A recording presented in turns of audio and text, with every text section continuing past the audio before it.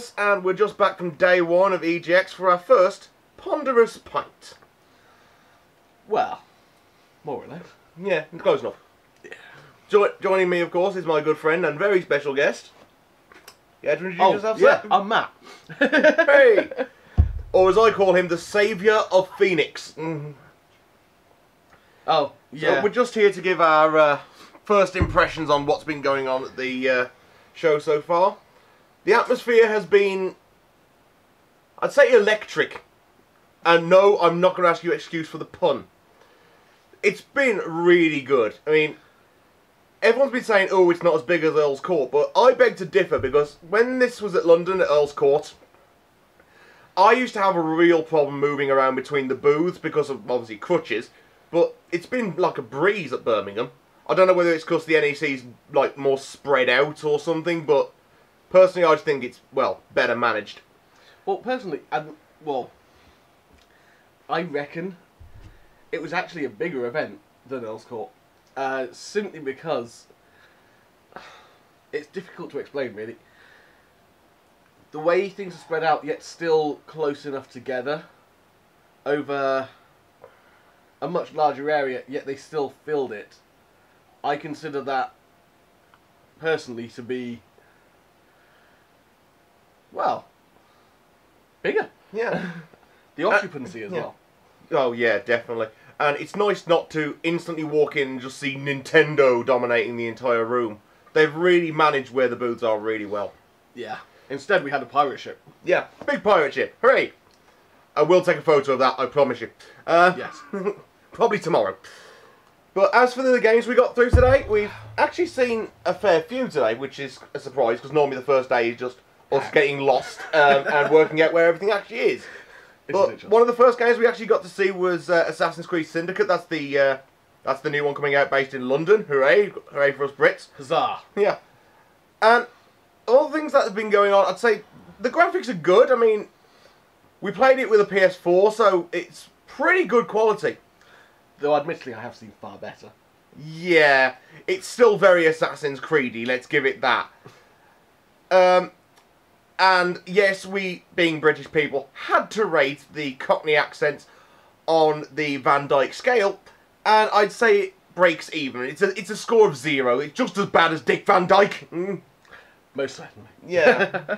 Some of the new mechanics they've introduced as well, I didn't really agree with. Like, they've had this zipline thing you can just swing between buildings on it. For me, the whole point of Assassin's Creed is when you're in trouble, running from rooftop to rooftop, then falling down a gully between two buildings because you've realised the gap just isn't long enough, and short enough, sorry. But this zipline thing kind of takes that out of the equation. You can just go, oh, there seems to be a large gap between these buildings. Zipline! Frankly, I feel they've made it ridiculously easy.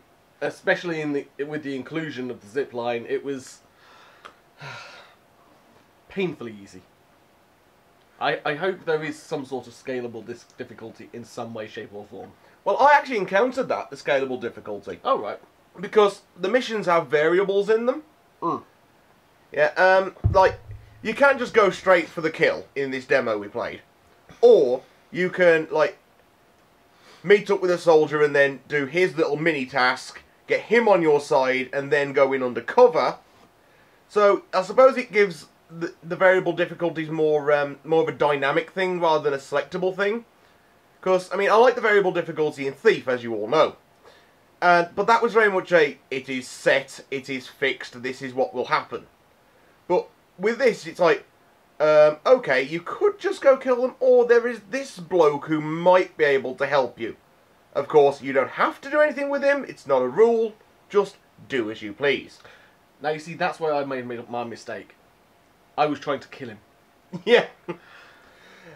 I think that's mostly because the only marker they have over the heads of side quests and targets is a skull. They should really change that at the very, very least. Yeah.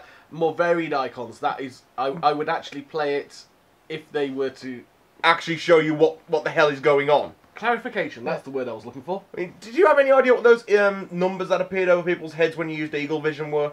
Yeah, It's 6, like 7, 9, watts.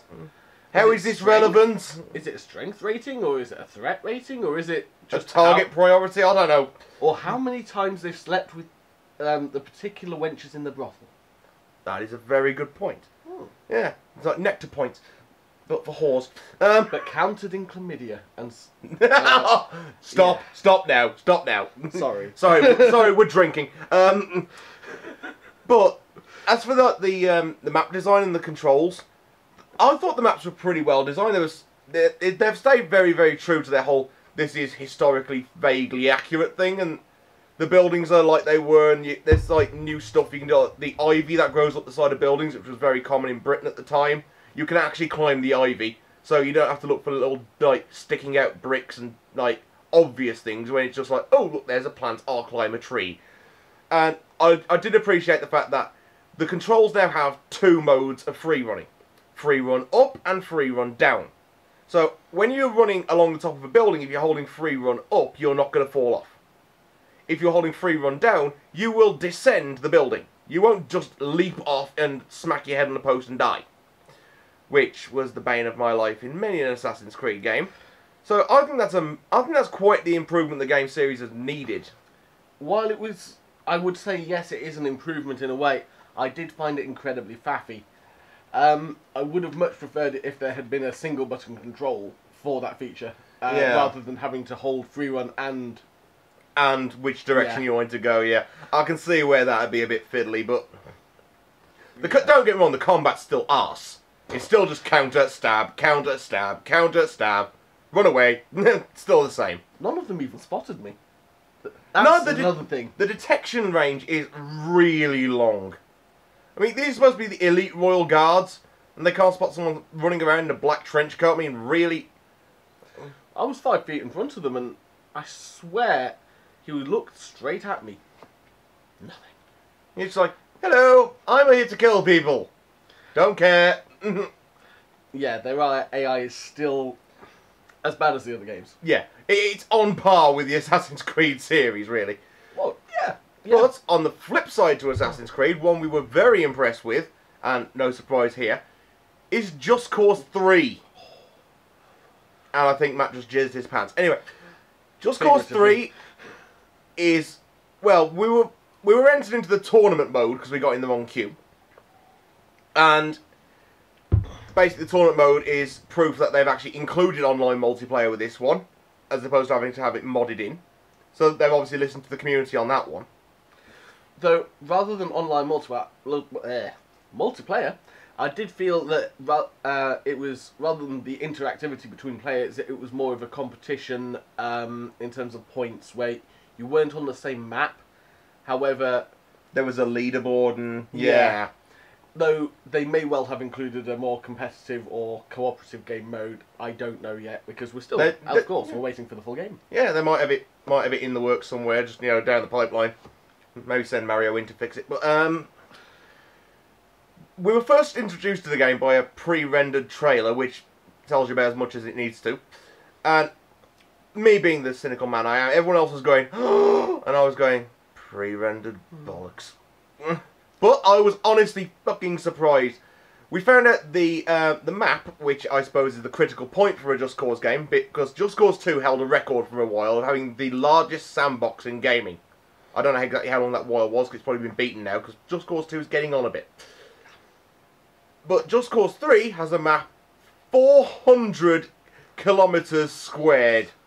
So that's 400 up one side, 400 up the other. It is fucking huge. When I first heard the staff quote that number, I swear my boxer shorts got a little bit wet. Got a bit damp, did we? Oh, yes. You still play as Nico Bellic, and you still have the rocket launcher and the grappling gun, but you now have a new feature. You had the parachute in Just Cause 2, that's old hat. You've got the fucking wingsuit in this one. You can fly. You can become a fucking flying squirrel. Excuse my swearing. Yeah. You can become a flying squirrel with twin, submachine guns. You are just an angel of death at that point. Oh, most certainly. And it's got all these, weird bits, well, from what we've seen in the pre-rendered trailer, it's giving you options. You can go in and just slaughter everyone, which is, let's be honest, what 99% of us are going to do. Or you can strategically disable the bad guys' propaganda and marketing. Because apparently that's how people take over the world these days. Just So basically just stupid people into submission. But on the whole, the game was really enjoyable. I mean, I had a few crashes and stuff, so I can't really talk too much because I had a few problems. What with this being a pre-release version, so hopefully in December it will be freaking sweet. So don't expect to hear from me that week, that month, and potentially all of next year, because it's going to take me a long time to get across that map. 400 square kilometers. Yes, you can stop daydreaming now, sir. We also played a few other little games, like mostly stuff that's already out, so there's no real point talking about it, but we did see some stuff we do definitely want to take a look at, and we'll hopefully be bringing you video of very soon. But one thing I will mention at the end of this video now, we stopped off at the Special Effect booth. Special Effect is a charity which helps disabled children and disabled people in general enjoy video games just as much as anyone. And I've got a video coming up soon of me trying to use one of their devices.